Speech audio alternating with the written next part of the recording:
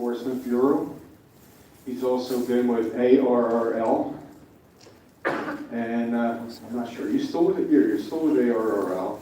And dealing with interference and a lot of other problems that he hears you.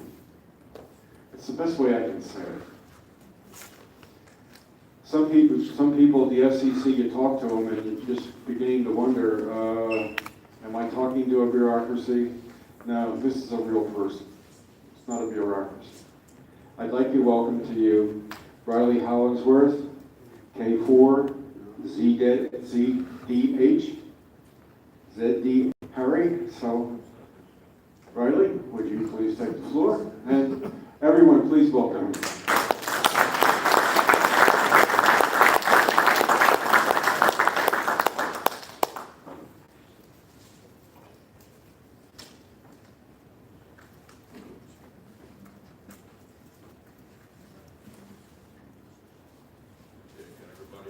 Okay, this just takes a minute to warm up. How about now?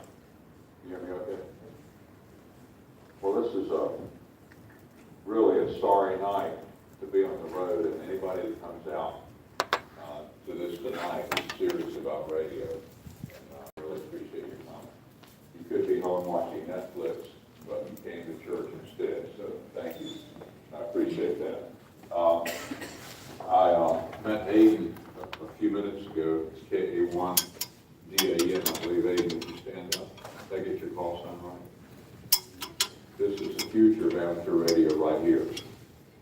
And I wish that we had 10 more people of this age in this group. We need to see our demographics change for to be on their side. I was last year in 2001. It's a week after 9/11. I guess the last week of normal times in our life, it seems like. And our demographics haven't changed very much. But it's something we've really got to work on now. There are a lot of young people in amateur radio, but they're not meeting goers. They're not club people. They have a different media. They have a different way of learning. And it doesn't mean they're not active in the hobby. It's just that they don't go to club meetings.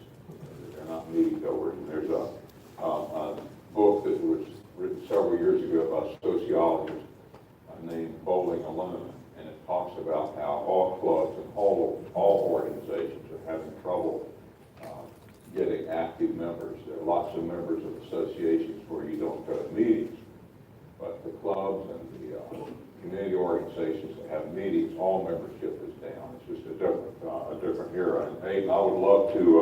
You have no idea the doors that amateur radio will open for you. I'd like to be around to see them, but I've had far too many ham-fest hot dogs, so I probably won't see what amateur radio does for you. We were talking tonight. Well, first let me say I came here as vice director. I've done that talk as vice director just for a minute. Now I'm here with just I'm just an amateur radio operator, and we're all in this together. And we'll talk about this, and I'll answer any questions you have. And I still have this tag that you folks gave me in 2001. So I'm just going to talk to you as an amateur radio operator. We were talking about this at dinner tonight. What do you think our age is going to be? This era is going to be called 100 years from now, when it's studied by historians and sociologists. I was thinking maybe it would be the age of distraction, because everybody's distracted by the technical things that we have, cell phones, email and texting. It could be the age of violence or the age of contention. Nobody seems to get along these days. And it used to, when I was in school, if you're on a committee, if you voted and you didn't win your vote, you still supported what they were doing with the same enthusiasm as if you thought of it yourself. Nowadays, the people that didn't win their vote want to burn down the house. Somebody told me the other day that the world's never been the same since Herman Munster died. And I don't know what that has to do with anything, but maybe it's true. I don't know. It's just that nobody seems to get along. And then when you have the Girl Scouts suing the Boy Scouts, You would think that would be two organizations that could get along, but now they're in a lawsuit. So I don't know, it's a sign of our times. We didn't have road rage 20 years ago. If somebody cut you off in traffic and you flipped them the bird, as they say, and they flipped you the double bird, and everybody went on about their business, you never thought any more about it. You didn't have to worry about getting your windshield shot out, or worse. Now, everyone, it seems, assumes insults today. They assume that you're going to take something from them. I'm from the South, and we were raised to open the door and hold doors for people. And I was at Walmart a couple of weeks ago, and I held the door for the lady behind me, and she grabs her purse and walks by me. She was suspicious, like really a purse snatcher or something. So I don't know what's going on here, but amateur radio is a cross-section of society, and that's a good thing. And maybe this pendulum this period that we're in now will change, but amateur radio is a cross-section, so you're going to see some of this on amateur radio. And you hear it on the band, if you haven't already, you'll hear it on the bands. But that's a good thing, and maybe the pendulum will change, but we have to be a cross-section of society to attract people into amateur radio. It's not supposed to be an elitist activity. It's supposed to be a cross-section. I noticed this contention too in a couple of the league board meetings. The league brought a little controversy on itself this last year over this code of conduct that they wanted to have. And then there was some contention over the censure of one of the board members, Dick Norton. But it wasn't that big of a deal, but if you looked at it, if you saw the hate emails and the internet traffic, you'd think it was a huge deal. And one of the directors up in the New York area wanted to have voting rights for officers. And that was portrayed on the internet as some attempt to dilute the authority that the directors had.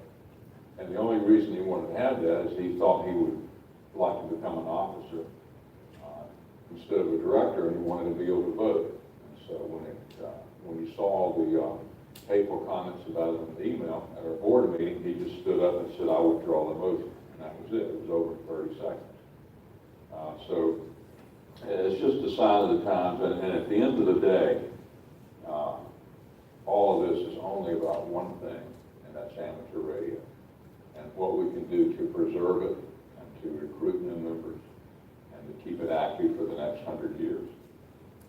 But all of the energy used in these conflicts within the board and so forth could be devoted to amateur radio. And none of the fights that they were having recruited one new licensee, one new amateur, or one new league members. And if you voted for me for vice director, I appreciate it. And if you didn't, no problem whatsoever, because we're all in this together. And that's my honest attitude. In fact, the fellow that ran against me, Lloyd Roach, I didn't even know him, because the thing about these elections is you don't really know who you're running against until they open the petitions. I didn't know him then. We've since become very good friends. He's been through Gettysburg several times. He's spoken to our amateur radio club there in Adams County. And if you ever get a chance to have him at your club, he gives one heck of a presentation on shortwave listening and shortwave radio over the years. And that's how a lot of us got started. But he's a really nice guy, and if I had known him like I do now, I probably wouldn't have run against him. But we all have the same goal, and that's amateur radio. And I don't know who else can represent us better than the league. It was the league that kept BPL away from amateur radio. It's the league that goes to the worldwide meetings, and it's the league that got us 17 meters. The league represents us before the International Amateur Radio Union and before Congress and so forth. And by the way, the biggest obstacle to our antenna legislation was Bill Nelson in Florida, and as I understand it, he lost. Is that the final count? Bill Nelson's not the senator of Florida. It's in the recount now. There's a recount. But so maybe we'll, if he doesn't get it, maybe we'll get somewhere with the antenna legislation, because I think he was beholden to the condominium association, condominium owners. We'll see where that goes. But the bottom line is nobody else can go to the FCC or the Congress internationally. I mean, CQ Magazine can't. That's just basically a magazine, a really good magazine. And they do a great job with contests. Now, QRZ can't do it because it's not the nature of their work.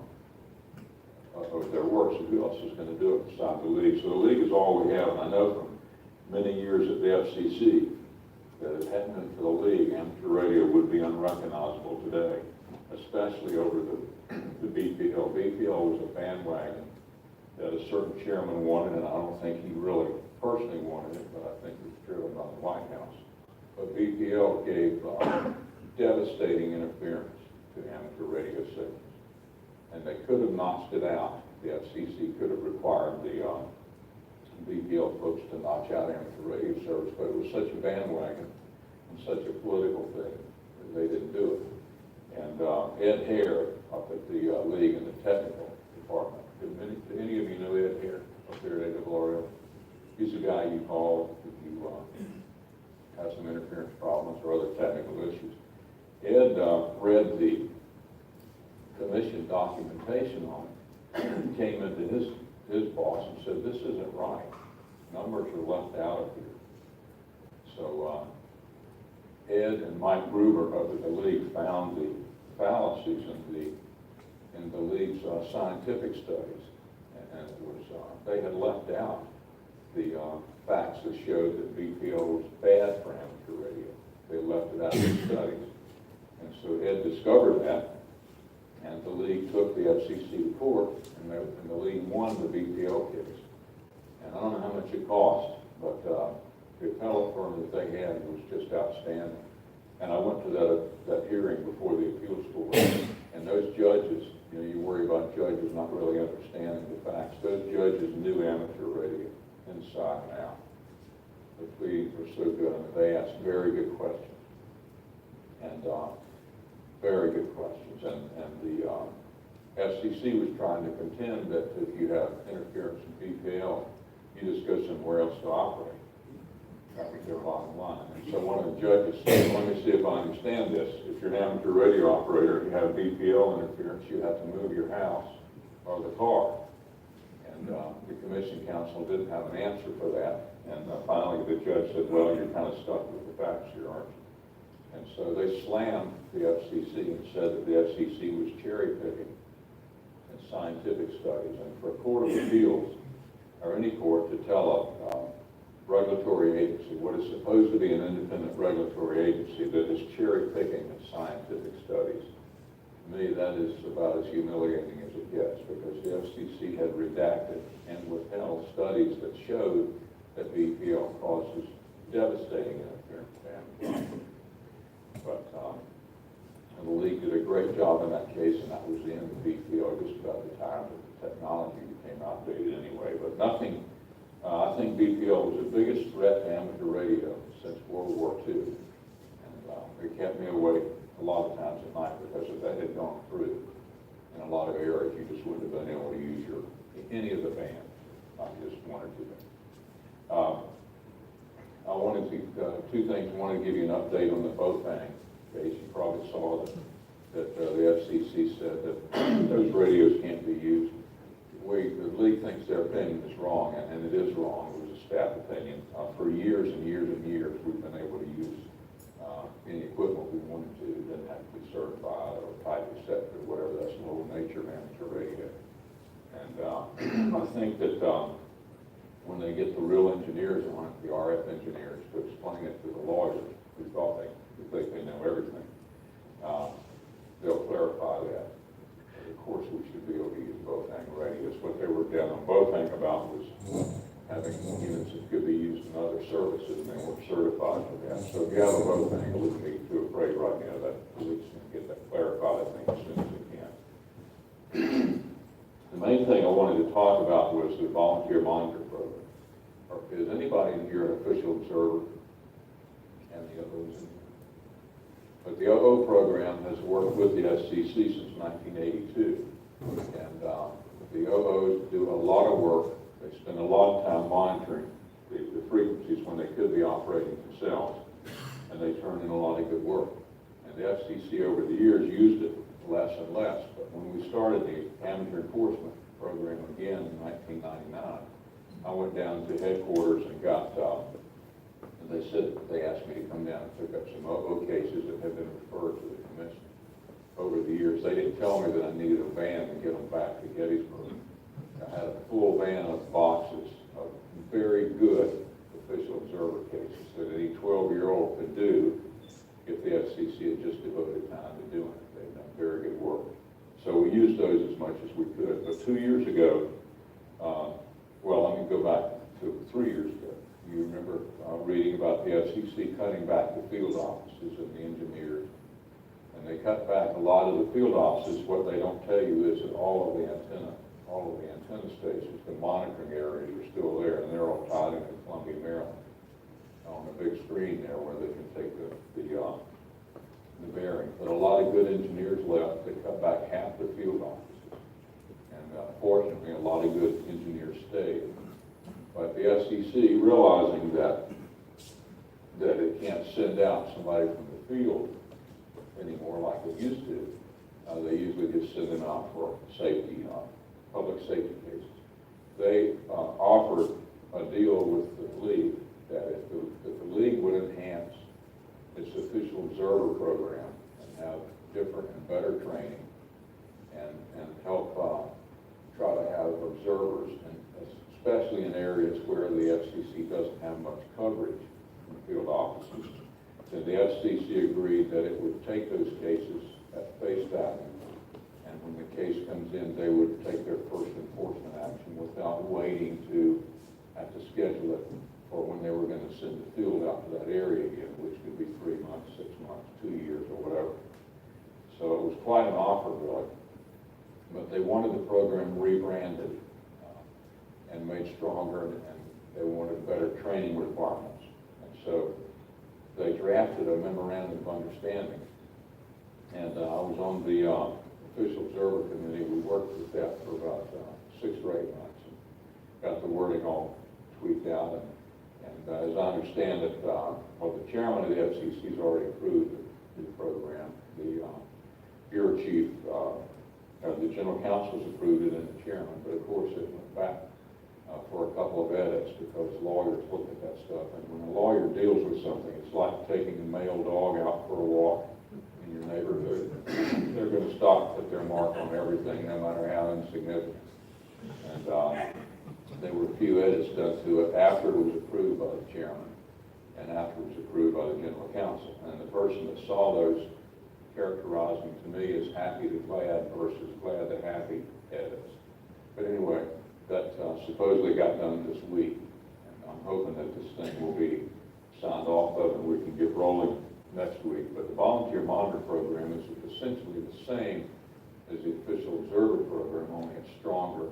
The training requirements will be a little bit heftier, and they will try to place them in areas where the field offices are scarce. And instead of having about 500 or 600 official observers, and out of that number, probably 250 were active, they plan to have about 250 volunteer monitors.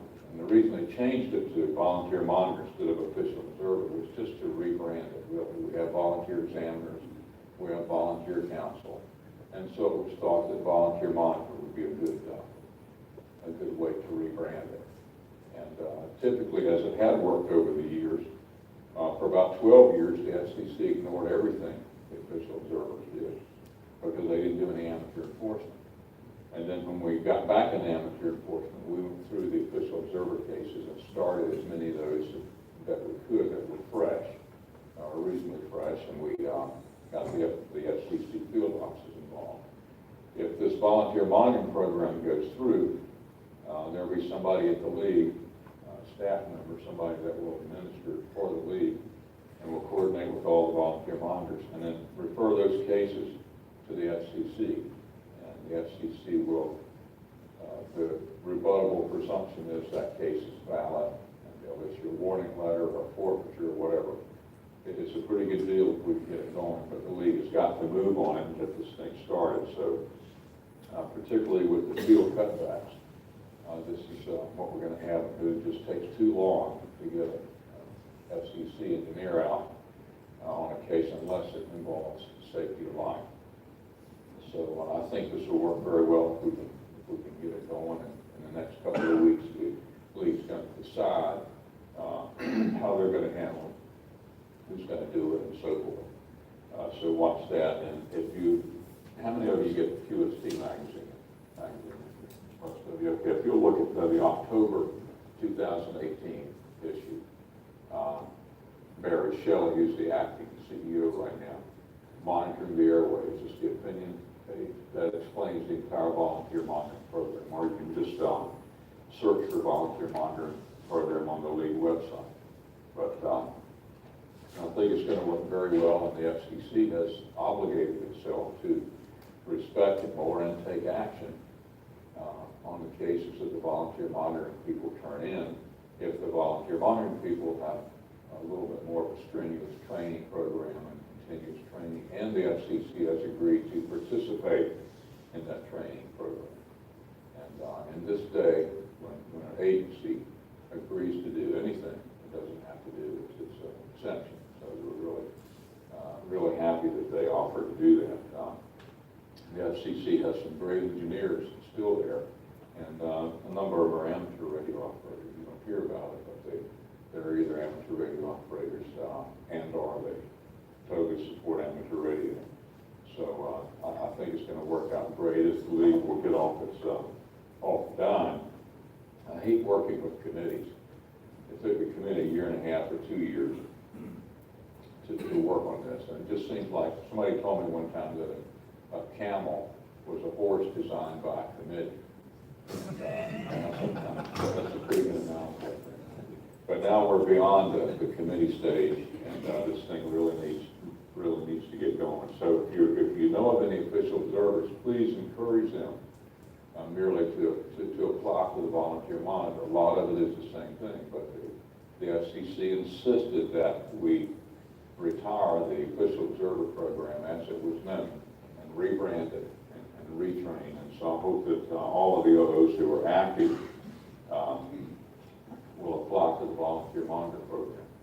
And we've all got to support it, because if we don't, if this falls by the wayside, then the FCC is going to say, well, we tried this with you and that didn't work, so we'll just do the best we can over the years, and we can't promise anything. But they have a commitment to be forceful about and diligent about enforcement if we do this volunteer monitor program. So I've got really, really high hopes for it. As far as enforcement generally, it takes a long time to get anything done, it seems. But in our service, we still have a really bad interference case in California, the Billy Crowell case. K1MAN Baxter up in Maine passed away. If the FCC takes long enough, the Grim Reaper comes in and takes over, and that's what's happening in numerous cases. They just died off. Guernsey in Michigan, Baxter in Maine, Castle in Indiana. While the FCC went through all its 3,000 procedural requirements, they just passed away from old age. And you'll see that the fines that the FCC issues are astronomical. It used to be $2,500 to $4,000 for almost anything. Now it's not unusual to see an $18,000 fine. But if it takes 11 years to do that, that kind of defeats the purpose too, because I was always taught that if you spank the dog 6 weeks after he pees on the rug, the dog thinks you're crazy. So 51% of enforcement is time, because people who are borderline interference type people will hear these people on, they see nothing being done about it, and they'll get into the fray themselves. And we saw that on 75 meters. 75 meters is almost unusable 10 or 15 years ago. So it has to be timely. And the Crowell case has gone on for 8 years. Baxter went on forever. Part of that was my fault. I lost 3 years in the Baxter case because he went off the air. And we were just starting enforcement, and we had many more enforcement problems with people actively on the air. So I didn't do anything about him for 3 years, and then for a year and a half, the director up there because of broadcast issues. And I found out later, after he retired, one of the staff members told me that he was afraid to go out to inspect Glenn Baxter because Glenn Baxter had a firearm. Well, he lived in the backwoods of Maine. I would hope he'd have a firearm. Most people would. It's kind of common sense to have one if you live in the backwoods of Maine. And that's no excuse not to go out there and inspect them because you get to take the arsenal with you anyway. So I was just put off for a year. And then it goes through all the procedural requirements, and it just takes too much time. And so we're hoping that volunteer mining program will speed some of this up. But other than the California person, we have some repeater issues. 7200 is a sore spot, but they're working on that, and you'll see some news on 7200 this coming year. Other than that, we don't have a lot of enforcement problems, considering the number of people we have and the privileges we have, the power and the modes and all the activities that we can do. Overall, we're in really good shape. There's some very aggravating repeater issues, but I think to the extent that some of these repeaters are converted to D-Star, some of the digital repeaters, they will be able to lock out some of the interference. And repeater owners have to understand that they are, as the owner licensee, or really as a licensee, responsible for repeaters, and they can turn them off. Now, we don't want that to happen, but the FCC is not going to run out and do a repeater case in itself anymore unless it's really, really bad, like the person in Louisiana, the turn case. We got the huge forfeiture. But, you know, all the rules, and Bill Cross in the Wireless Bureau of the FCC told me once, and he wrote the rules. He was a rules and policy guy. He said, you can't regulate stupid.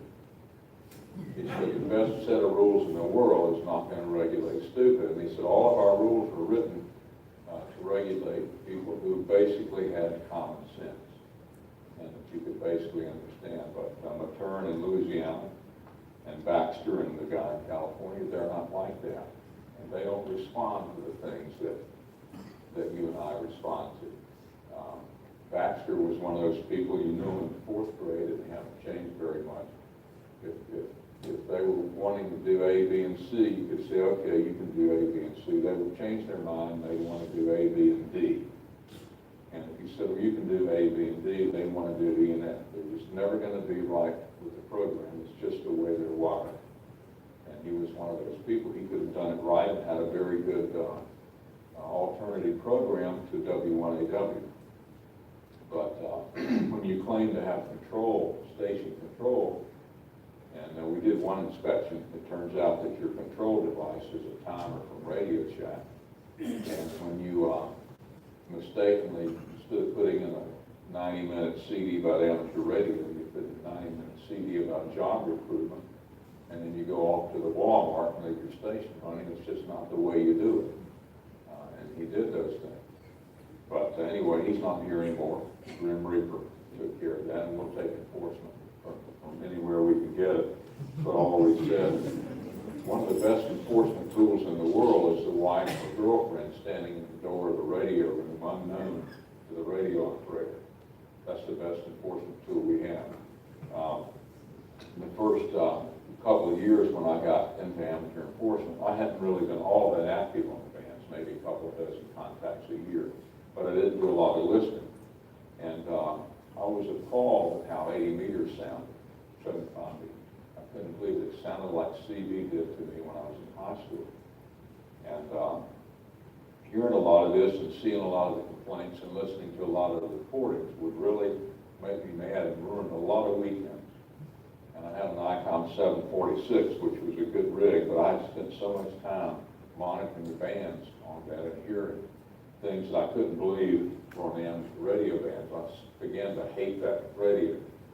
And after we had enforcement ongoing for 4 or 5 years, I sold it just because it reminded me of the bad things I heard on the band.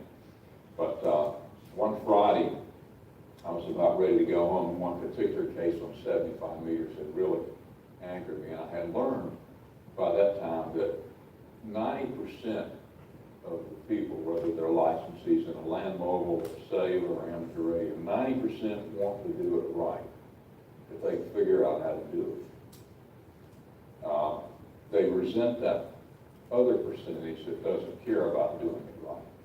And so through that, I learned that sometimes a one-on-one conversation with somebody really works. If you say, look, you've got to stop this on 75 meters because we're in the middle of the BPO controversy, and if somebody plays your recording before Congress, the way you're carrying on 75 meters, that they play that recording before a subcommittee and say, this is a service you want to protect, and then play the recording on 75 meters, it would have been all over. Because Congress would have said, we're not going to worry about protecting that. Anyway, I decided to call down and try to talk to this guy. It was about 5:30 on Friday, and I know if I didn't do it, it's going to ruin my weekend. So I called down. This is getting to my point that sometimes the best enforcement tool is a wife or a girlfriend in the radio room. I called down to Georgia, and his wife answered the phone, and I asked if I could speak to so-and-so, the amateur operator. She said, well, he's working till 6.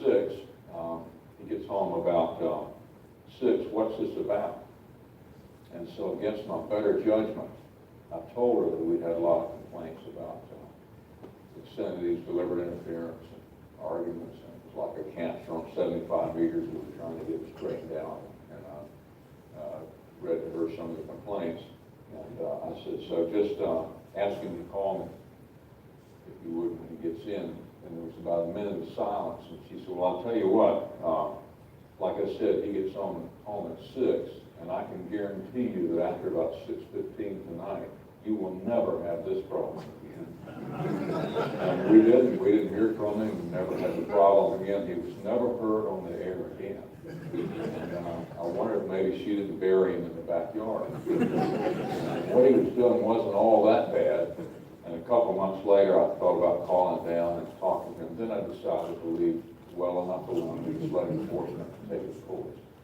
And you know, we would send tape recordings out to some of the people that were being complained against and require an answer under Section 308B of the Communications Act. That's a section that you have to answer questions that the FCC asks you about conduct that you allegedly have engaged in over amateur radio. And one of the main reasons we sent out tapes was a lot of times the wife or girlfriend gets the mail. A lot of other times when the husband or boyfriend gets the mail, he brings it in, and it's a big package of tapes. And if it's laying around the house, or if the wife or girlfriend sees him bring it in, they're going to ask what it is. And I know of a couple of particular cases where the guy told me that his wife asked what was in the package, and he said, it's just from the FCC, it's some tapes I'm supposed to listen to. And she said, well, let me see it. What is it? Is it a tape of you? Did they tape you on the air? And then she listens to it, and his equipment goes on sale on eBay a month. And things like that happen. And we like it because we have to get enforcement wherever we can take it. But anyway, we don't have any really big, dangerous issues. And now, except that we need to get younger people into amateur radio, and we need more numbers. We have, if you look at the statistics of the new licensees coming into amateur radio, it looks good. You know, in some years it's been 20 to 30,000 a year. When you really look at that, they're coming in as technicians in a high percentage of cases. They're coming in for emergency communications purposes in a high number of cases, and they're losing interest after a year.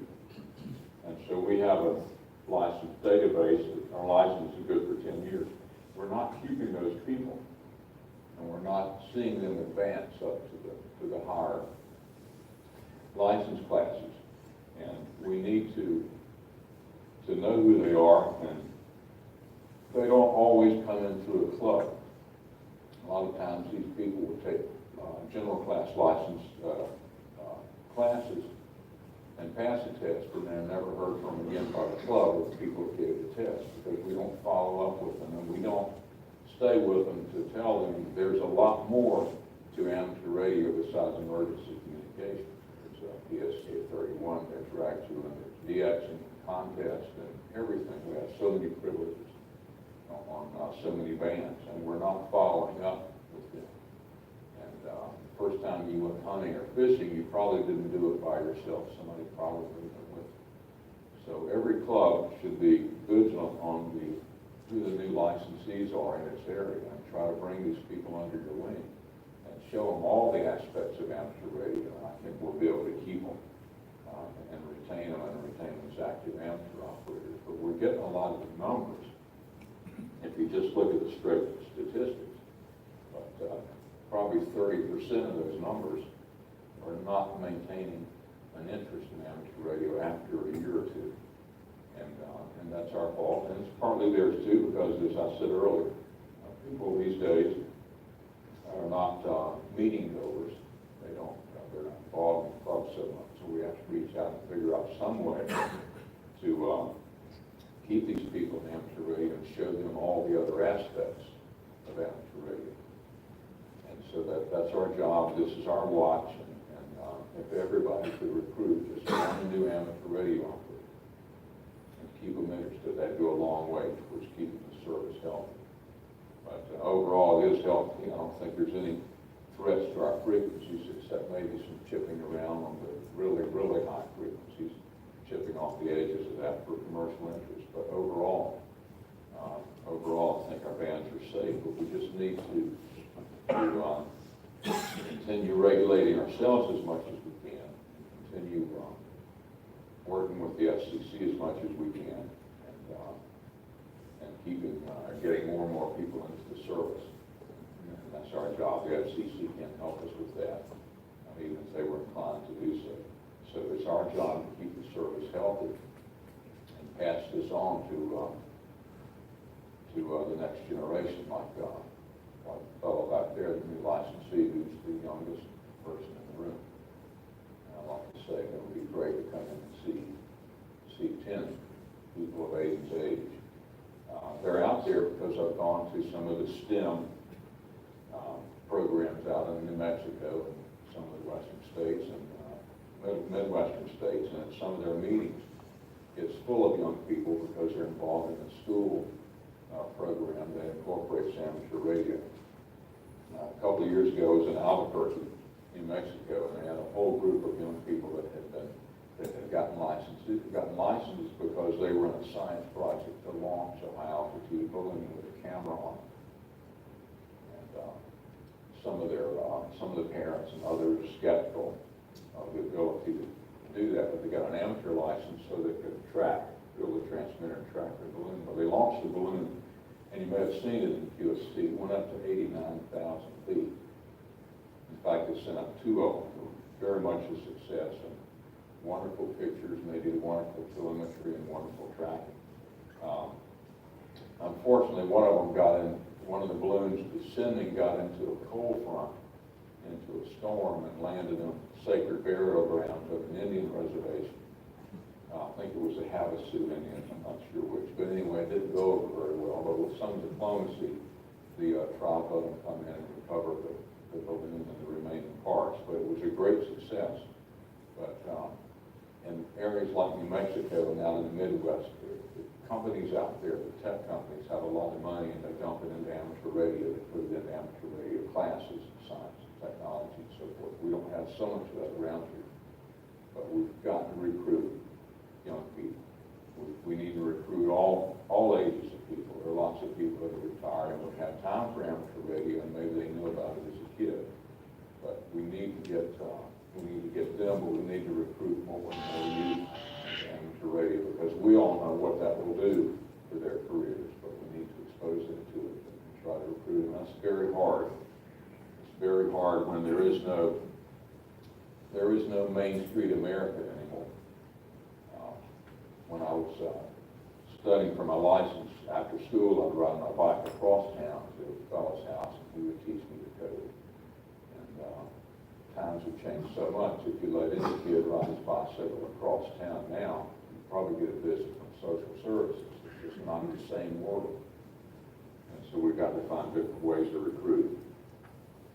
So I'll take any questions you have. And I time. My time's yours. If you have any questions. Over here. In 3 words, how would you describe amateur radio? In 3 words,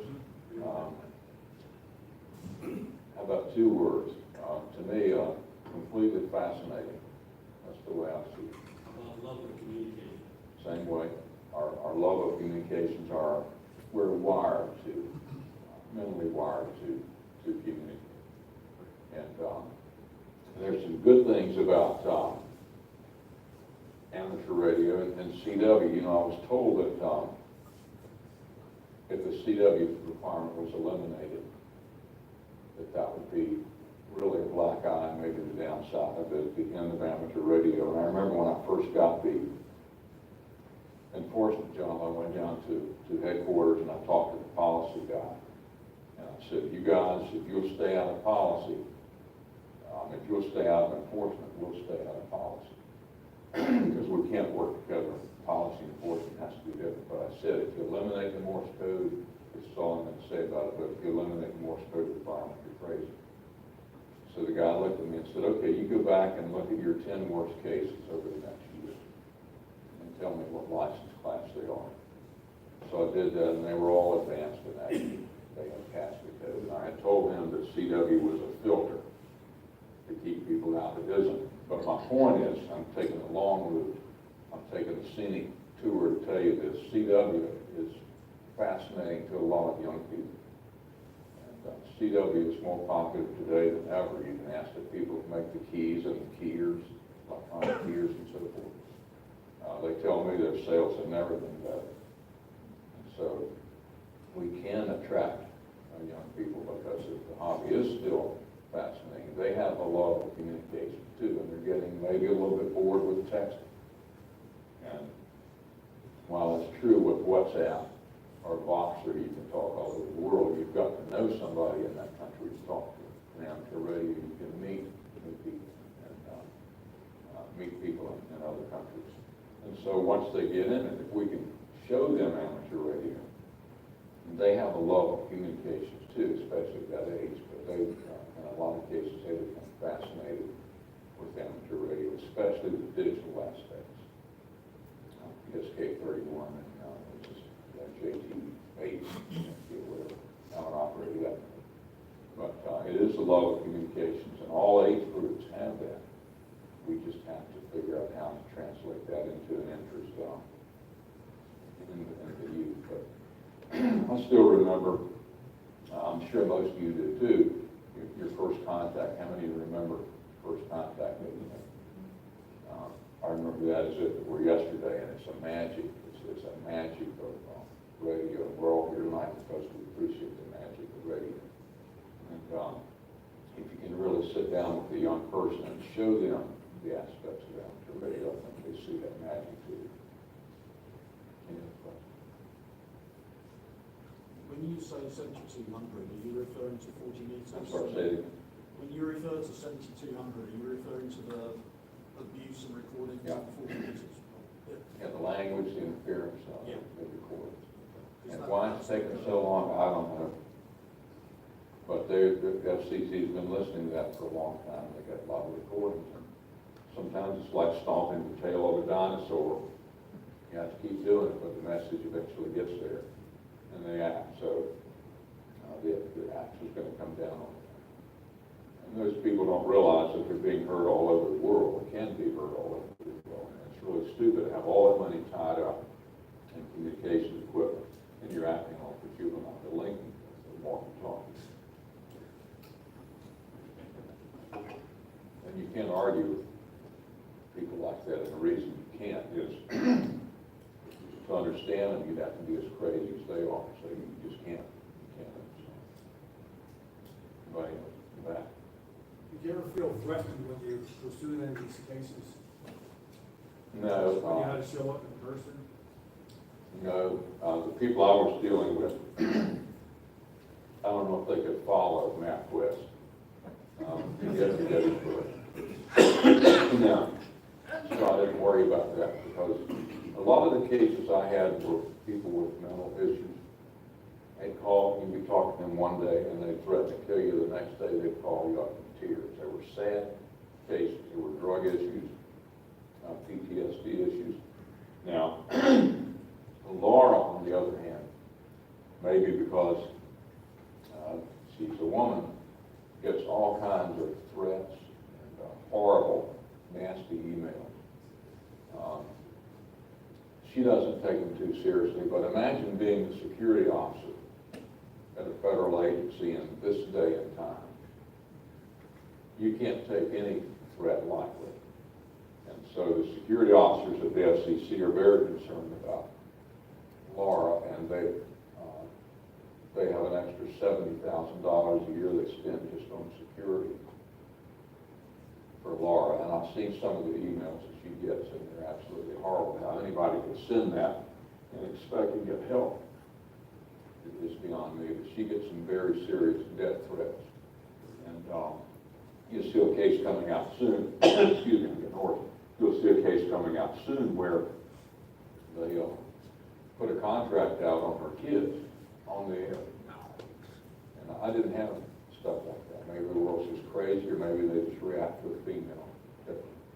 But she gets that all the time, and I've seen them. And the FCC called in the league once and said, you got to stop this. And the league pointed out that it has no control over it, and the people that they checked weren't even league members that were sending in these hateful, horrible messages, not only obscene, but just downright threatening.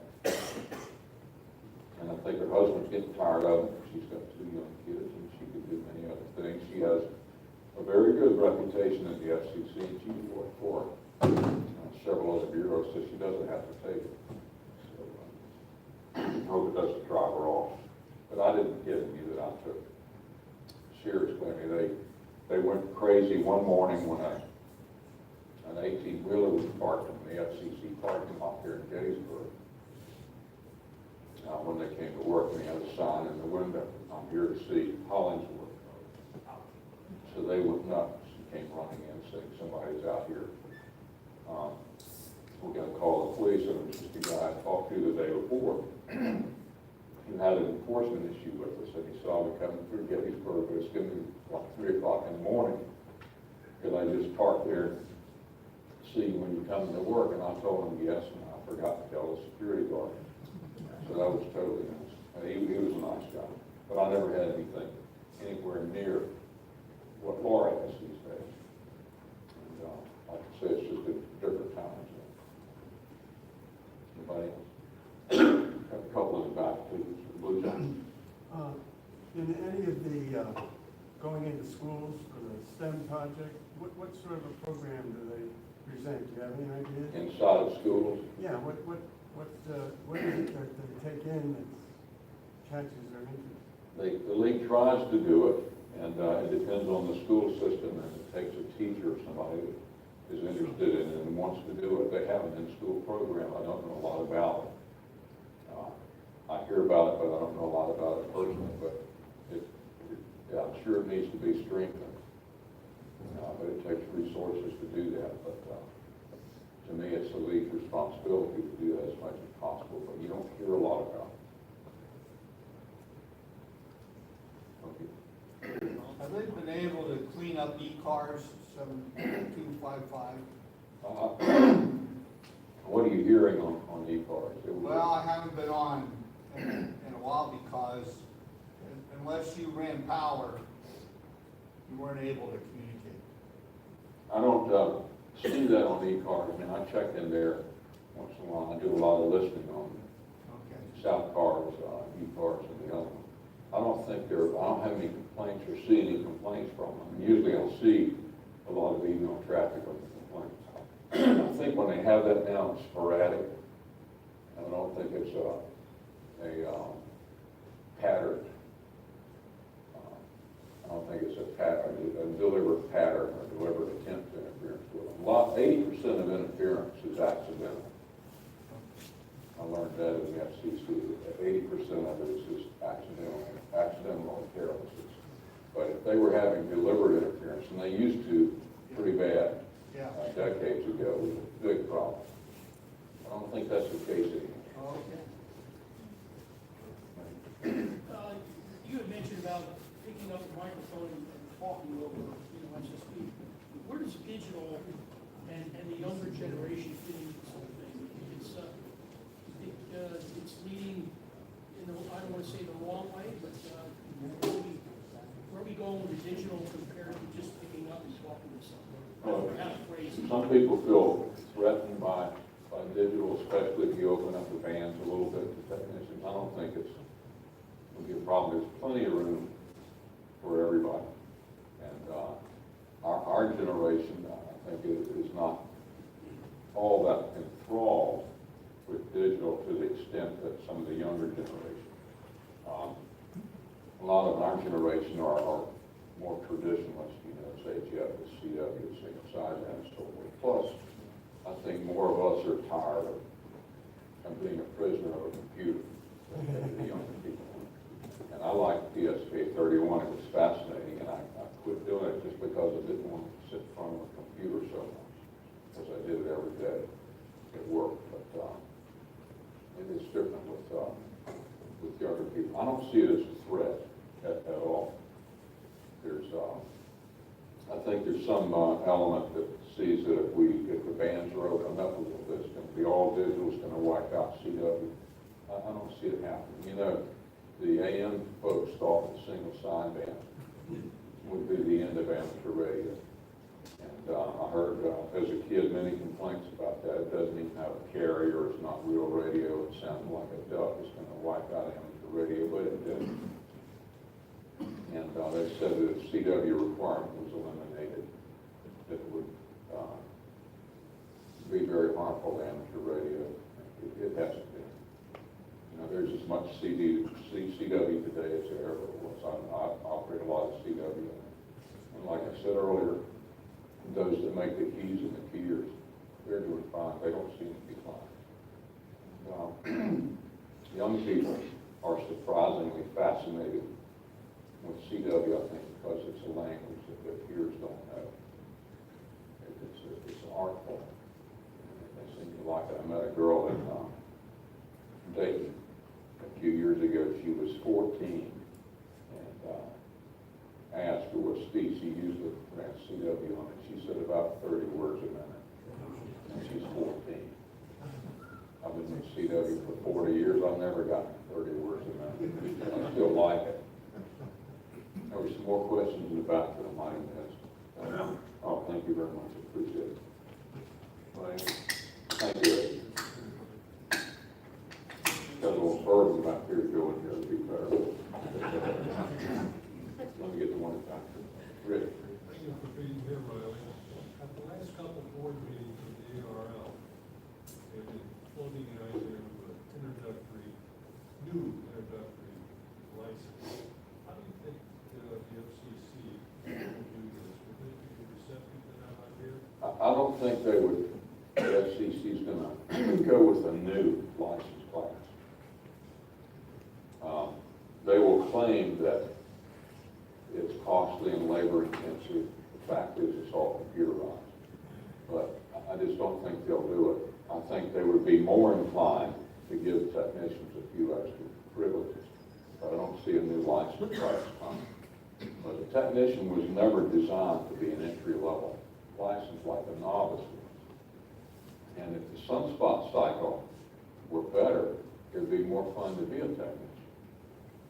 But the sunspot cycle is bad for communications, and it's just some thought of exposing them to single sideband a little more on the lower bands so that we would keep them and they wouldn't lose interest after a year. That was the only purpose of doing that. It really caused a firestorm, though, because a lot of the traditional amateur operators like I am see that as a threat if they might take over some of the CW bands. I don't think it would be, but from what I can tell, the FCC would not entertain an additional class. Because what they'll say is, well, they just need to study so they can become generals. But when you look at the history of licensing, the technician is kind of an odd duck as far as licenses goes. It was never designed as an entry-level license. It was designed for those who just wanted to experience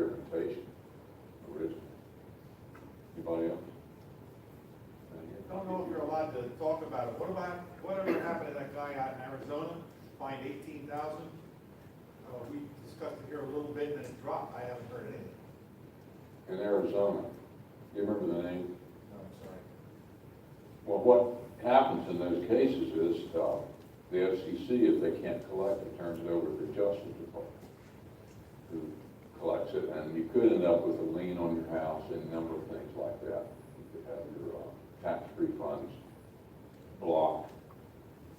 It depends on the jurisdiction of the U.S. Attorney. In Los Angeles area, the U.S. Attorney out there won't go after cases less than a certain amount because they have too many other things, white-collar crime, murders, opioid epidemic, and everything else. So it's a pretty high amount for them to collect.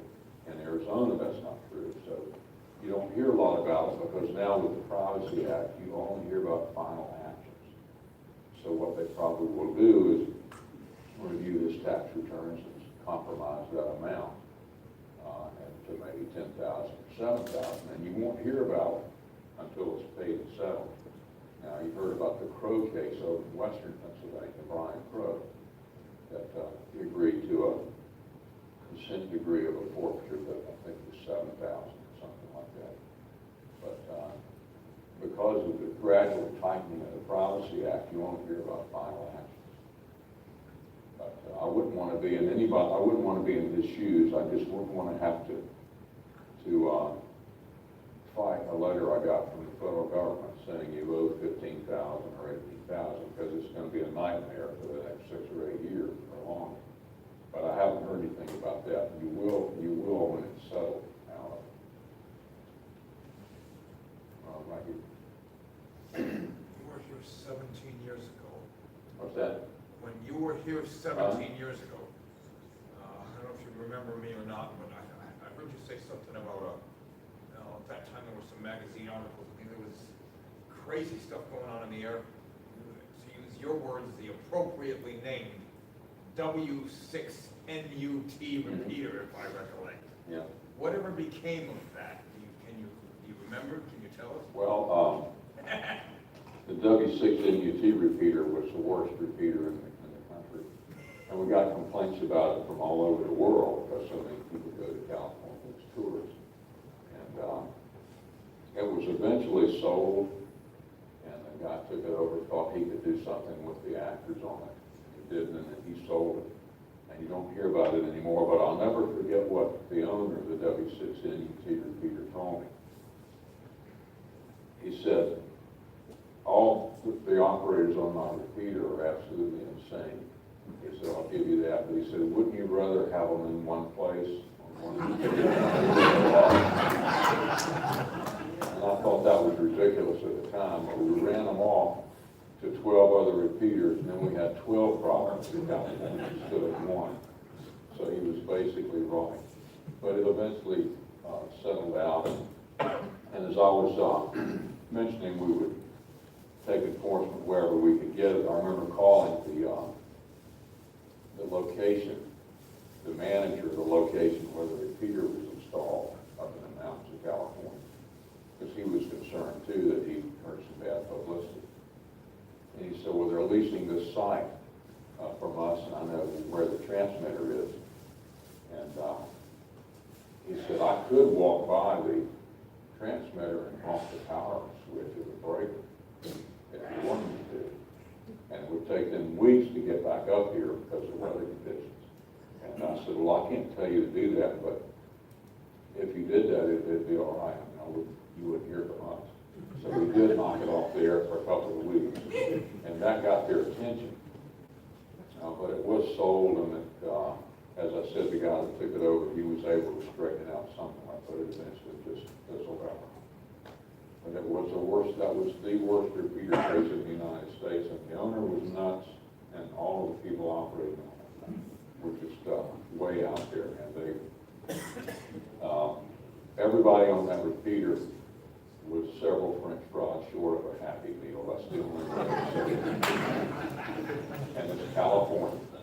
You know, we would have 1/3 of the rules that we have if California didn't exist.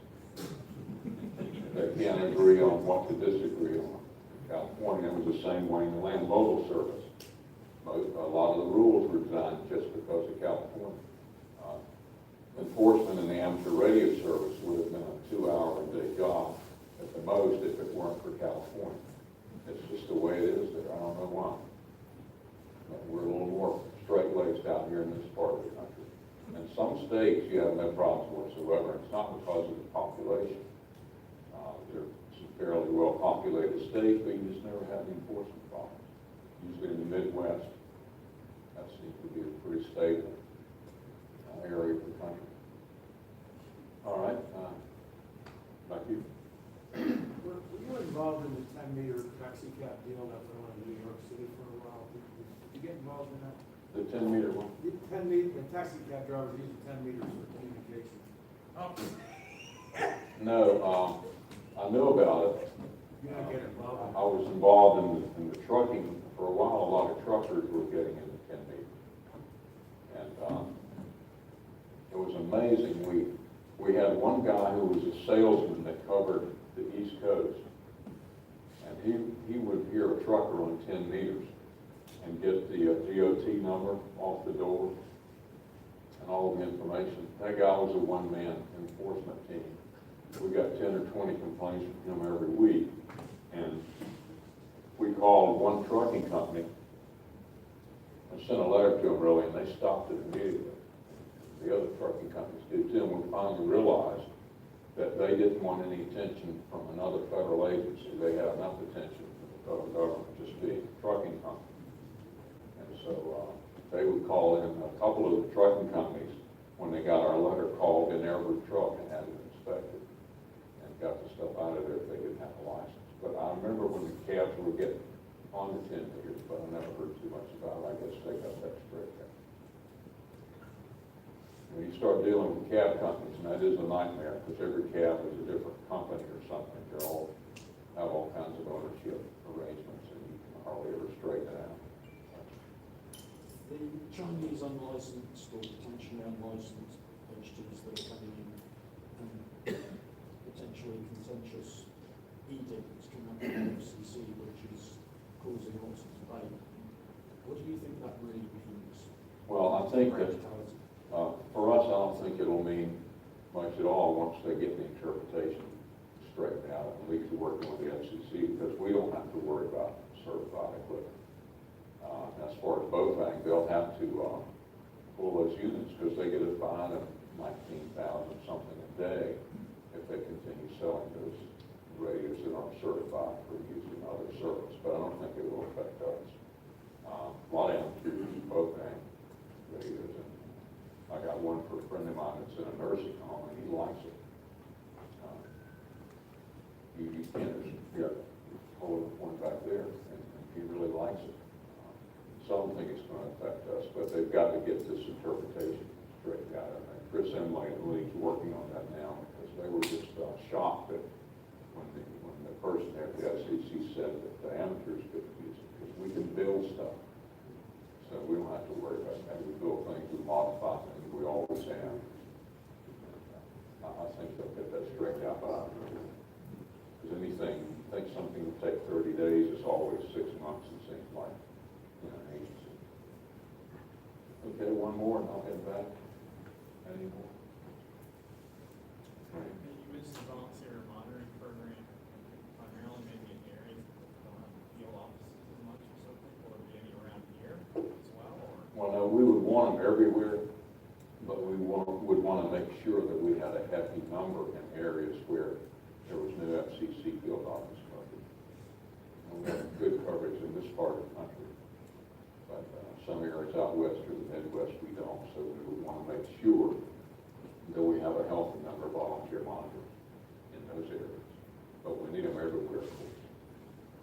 And 20 years ago, when you got a letter or a good guy card or any kind of card from an official observer, you're kind of glad to get that because you were glad you got that card rather than hearing from the FCC. Nowadays, when you get a card, somebody wants to sue the league, the attitude is, who are you to tell me I'm not operating correctly? It's just a sign of the times, it's their attitude, but it still helps because it does tip the person off that, what's going on here, and they could hear from the FCC. So it's still a good program, I think. I don't think people appreciate it like they used to in the older days. Well, thanks very much for inviting me.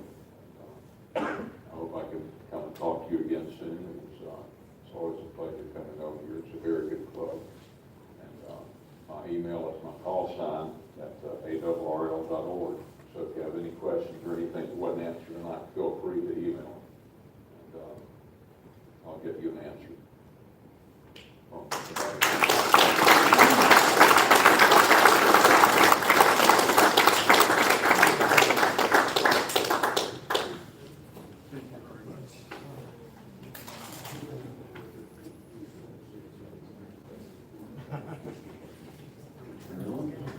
Okay, let's enjoy some refreshments and, Homemade cupcakes.